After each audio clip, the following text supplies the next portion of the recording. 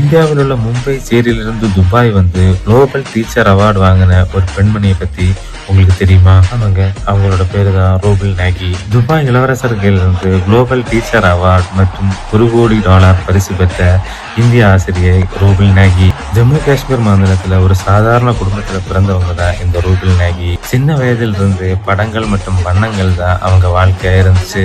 London மாநகரம் சென்று உயர்கல்வி பயின்ற ரோபிள் நாகி உலகின் பல பகுதிகளில் கலை கண்காட்சிகள் நடத்தி பேரும் பெருமையும் பெற்றார். திடீரென்று ஒரு நாள் வந்த ஒரு சிந்தனை அவரது வாழ்க்கையை புரட்டி போட்டது. தான் செய்து வரும் இந்த கலை கண்காட்சிகளால் பிறரது வாழ்க்கையை மாற்ற முடியுமா என்பதுதான் அந்த சிந்தனை. அப்படி அவர் மும்பை சேரிகளில் வந்தடைந்தார். அங்கு அவர் கண்டது படிக்க வசதி இல்லாத ஏழை சிறுவர்களும் வண்ணங்கள் இல்லாத சுவர்களும் தான்.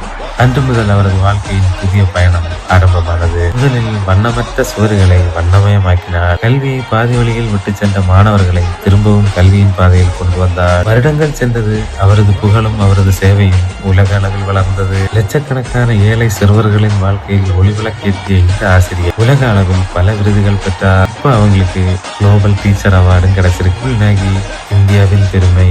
என்னுடைய இந்த வீடியோ பிடிச்சிருந்துச்சுன்னா லைக் பண்ணுங்க, ஷேர் பண்ணுங்க. என்னோட யூடியூப் சேனலான வாய்ஸ் ஆஃப் மீடியா சப்ஸ்கிரைப் பண்ணுங்க.